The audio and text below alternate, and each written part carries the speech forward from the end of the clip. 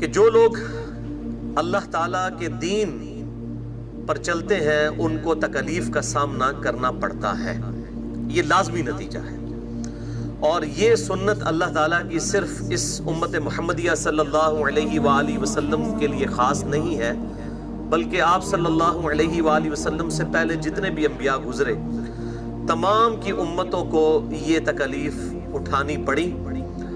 اور پس منظر میں صحابہ اکرام علیہم رضوان کو جو مکی دور کے اندر تکلیف اٹھانی پڑی، اور وہ آپ صلی اللہ علیہ وآلہ وسلم سے وقتاً فوقتاً اس اعتبار سے شکایت کرتے تھے کہ اللہ تعالیٰ کی مدد کب آئے گی، اس کانٹیکسٹ میں یہ آیات نازل ہوئیں۔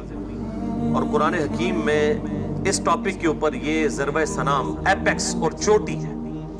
اللہ تبارک و تعالیٰ نے جس سختی کے ساتھ اس معاملے کو ایڈریس کیا ہے، وہ یقین جانیں کہ انسان کانپ اٹھتا ہے کہ اللہ تعالیٰ کبھی بھی اپنے بندوں کو بغیر آزمائے چھوڑے گا نہیں۔ جو سختی والا معاملہ ہے آخرت کے اعتبار سے، آخرت کی سختیوں سے بچنے کے لیے دنیا میں اللہ تعالیٰ نے مسلمانوں کو، اہل ایمان کو ان تکلیف سے لازمی گزارنا ہے۔ اسی حوالے سے جو کراس ریفرنس کے طور پر آیات آئیں گی اور چند ایک کریٹیکل احادیث انشاءاللہ میں وہ بھی ڈسکس کروں گا۔ اللہ کا نام لے کر شروع کرتے ہیں۔ اعوذ باللہ من الشیطان الرجیم، بسم اللہ الرحمن الرحیم۔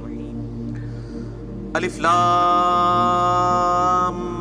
میم، حروف مقطعات ہیں۔ احسب الناس ان یترکوا ان یقولوا آمنا وہم لا یفتنون، کیا لوگ یہ گمان کرتے ہیں کہ وہ صرف اتنی بات پر چھوڑ دیے جائیں گے کہ وہ کہیں کہ ہم ایمان لائے اور ان کو آزمایا نہ جائے؟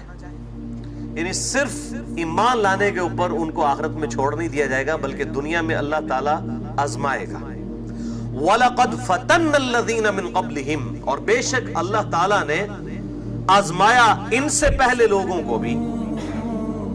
فَلْيَعْلَمَنَّ اللَّهُ الَّذِينَ صَدَقُوا، پس اللہ تعالیٰ نے جانچا کہ کون لوگ اپنے ایمان لانے کی دعوے کے اندر سچے ہیں۔ وَلَيَعْلَمَنَّ الْكَاذِبِينَ، اور ضرور اللہ تعالیٰ جانچے گا کہ کون لوگ اپنے دعوے میں جھوٹے ہیں۔ یعنی اللہ کی سنت رہی ہے کہ اس نے ہمیشہ اہل ایمان کو جانچا ہے۔ اس کا لفظی ترجمہ تو بنتا ہے کہ اللہ تعالیٰ جانے گا کہ کون اپنے ایمان لانے میں سچے ہیں اور کون جھوٹے ہیں۔ لیکن چونکہ ہماری اردو لنگوسٹک کے اندر اس سے غلط فہمیاں پروڈیوس ہو جاتی ہیں کہ شاید اللہ تعالیٰ کو پہلے نہیں پتا، اللہ تعالیٰ بعد میں جانے گا، تو اس لیے میں نے اس کا ترجمہ کیا ہے جانچے گا۔ یعنی اللہ تعالیٰ جانتا تو ہے، لیکن اس نے پریکٹیکلی جانچنا ہے اس اعتبار سے تاکہ لوگ اس کے اوپر گواہ ہو جائیں۔ اگر اللہ تعالیٰ بغیر جانچے ہی جنت اور دوزخ کا فیصلہ کر دیتا، جیسا کہ بعض لوگ مسئلہ تقدیر کے اعتبار سے یہ بات کرتے ہیں کہ اگر اللہ کے علم میں یہ پہلے سے ہی ہے تو اللہ تعالیٰ فرما دیتا، تو اللہ تعالیٰ پر لوگ ظلم کو لازم ٹھہرا دیتے کہ اللہ تعالیٰ نے ہمیں جانچا ہی نہیں، ہم نے کبھی بھی ایسا نہیں کرنا تھا۔ تو اللہ تعالیٰ نے انسان کو موقع دیا اور اختیار دیا، انا ہدیناہ السبیل اما شاکرا و اما کفورا، ہم نے ہدایت کا راستہ واضح کر دیا ہے، چاہے تو شکر گزاری کی روش اختیار کرو اور چاہے ناشکری کرو۔ اللہ تعالیٰ پھر آخرت میں معاملہ فرمائے گا۔ تو کوئی شخص قیامت والے دن یہ کہہ سکتا تھا کہ اے اللہ تو نے جانچے بغیر ہی میرے لیے فیصلہ سنا دیا، مجھے آزمایا تو جاتا، میں تمام آزمائشوں میں پورا اترتا۔ تو اس لیے اللہ تعالیٰ نے دنیا میں یہ آزمائش والا معاملہ رکھا ہے۔ تو اللہ تعالیٰ فرماتا ہے کہ بے شک ضرور اللہ تعالیٰ نے ان سے پہلے لوگوں کو بھی آزمایا تھا، ان کو بھی اللہ آزمائے گا، تاکہ اللہ تعالیٰ یہ جانچ لے اور لوگوں کے اعتبار سے یہ چیز واضح کر دے، لوگوں کے علم میں بھی یہ بات آ جائے کہ کون لوگ اپنے ایمان لانے کے دعوے میں سچے ہیں اور کون لوگ جھوٹے ہیں۔ کتنا سخت یہ معاملہ ہے، میں کہتا ہوں پورے قرآن میں اتنی سختی کے ساتھ اللہ تعالیٰ نے کہیں پہ یہ بات ارشاد نہیں فرمائی۔ سورۃ العصر میں اللہ تعالیٰ نے کامیابی کے جو 4 ڈیٹم لیول پہ شرائط بتائی ہیں، نمبر 1 الا الذین آمنوا، نمبر 2 وعملوا الصالحات، نمبر 3 وتواصوا بالحق، اور نمبر 4 وتواصوا بالصبر۔ صرف ایمان لانا اور نیک اعمال کرنا کافی نہیں ہے، بلکہ وتواصوا بالحق، نیکی کی دعوت دینا، اور پھر اس کا لازمی نتیجہ ہے وتواصوا بالصبر، صبر تو کرنا پڑے گا، کیونکہ حق بات کے ساتھ تکلیف جڑی ہوئی ہے، لوگوں کی طرف سے تکلیف اٹھانی پڑے گی، پھر اس پہ صبر کرنا ہے۔ اسی کانٹیکسٹ میں سورہ البقرہ میں آیت نمبر ہے 155. سورۃ البقرہ آیت نمبر 155 بڑی مشہور ہے آپ کے قرآن پاک میں، پیج نمبر 24 پہ ہے، یہ تھرڈ لاسٹ لائن کے اوپر، پیج نمبر 24 نیچے سے تیسری لائن. اعوذ باللہ من الشیطان الرجیم، بسم اللہ الرحمن الرحیم. وَلَنَبْلُوَنَّكُمْ بِشَيْءٍ مِّنَ الْخَوْفِ وَالْجُوعِ وَنَقْصٍ مِّنَ الْأَمْوَالِ وَالْأَنفُسِ وَالثَّمَرَاتِ، اور بالضرور ہم آزمائیں گے تھوڑے سے خوف کے ذریعے، بھوک کے ذریعے اور نقصان کے ذریعے، جان میں بھی اور مال میں بھی. والثمرات، اور رزق کے اندر نقصان کے اعتبار سے بھی.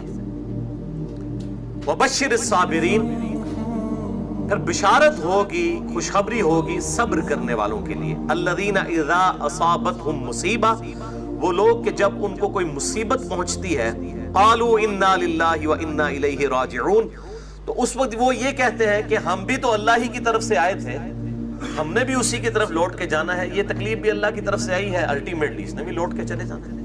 ان مع العسر یسرا، ان مع العسر یسرا، بے شک ہر مشکل کے بعد آسانی ہے، ہر مشکل کے بعد آسانی ہے. دنیا میں آسانی نہ بھی ہے، آخرت کی آسانی تو ہے نا، دنیا میں اگر کسی نے تکلیف اٹھائی ہے انشاءاللہ تعالی. تو ان اللہ مع الصابرین، بے شک اللہ تعالی صبر کرنے والوں کے ساتھ ہے. اور ان کی نشانی کیا ہے؟ وہ کیا کہتے ہیں؟ انا للہ وانا الیہ راجعون. بلکہ صحیح مسلم میں حدیث ہے، میرا ایک کلپ بھی چڑھا ہوا ہے یوٹیوب کے اوپر، غم کی خبر کو خوشی میں بدلنے کی دعا، کہ آپ صلی اللہ علیہ وآلہ وسلم نے فرمایا جو شخص مشکل اور پریشانی میں یہ دعا مانگ لے، جیسے ہی اسے پہلی دفعہ کوئی خبر ملے، انا للہ وانا الیہ راجعون، بے شک ہم اللہ ہی کی طرف سے آئے ہیں، ہم نے بھی اللہ کی طرف لوٹ کے جانا ہے. اللہم اجرنی فی مصیبتی واخلف لی خیرا منہا، اے اللہ اس تکلیف کے اندر مجھے اجر عطا فرما اور مجھے اس سے بہتر نعم البدل عطا فرما.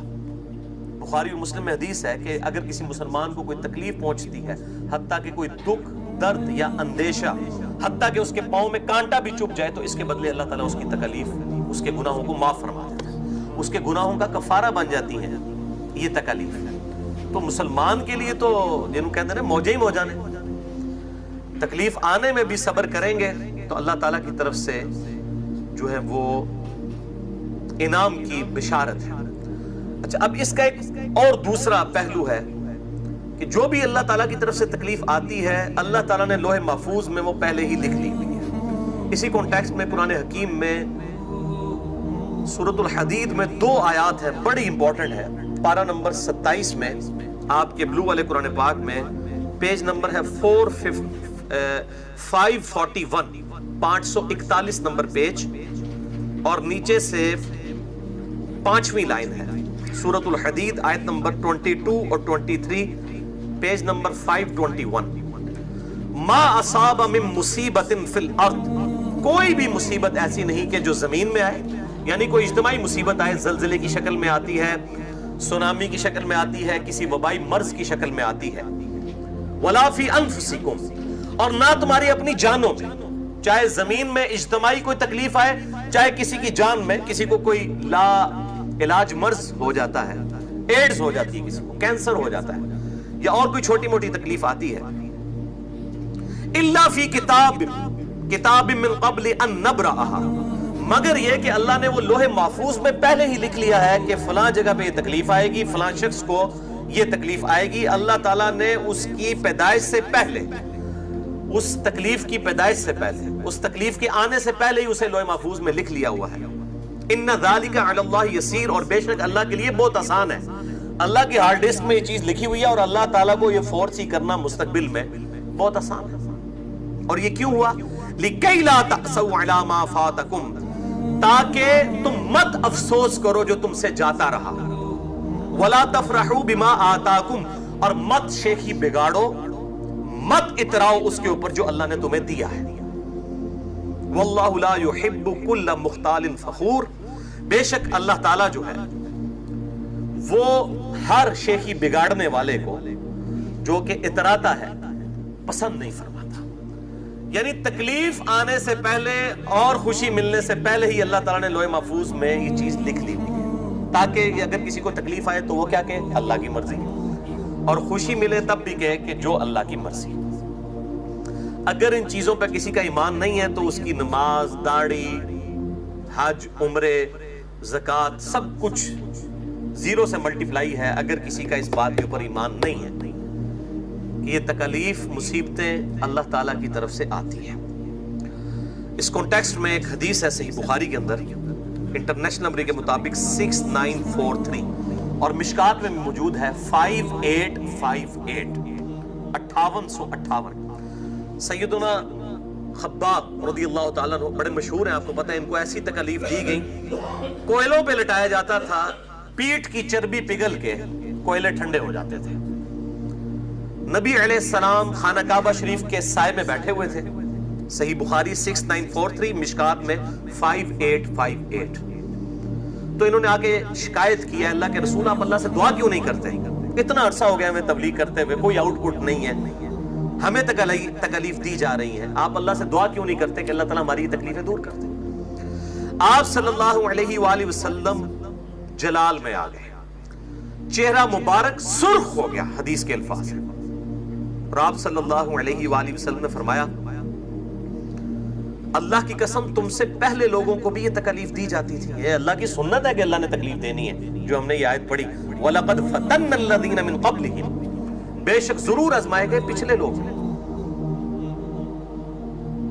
آپ صلی اللہ علیہ وآلہ وسلم نے فرمایا، اللہ کی قسم تم سے اگلے لوگوں کو بھی تکلیف دی گئی، یہاں تک کہ ان کے لیے زمین میں گڑھا کھودا جاتا اور اس گڑھے میں ان کو دفن کیا جاتا، صرف سر باہر رکھ کر ان کے جسم کے اوپر آرا چلایا جاتا اور 2 ٹکڑے کر دیے جاتے.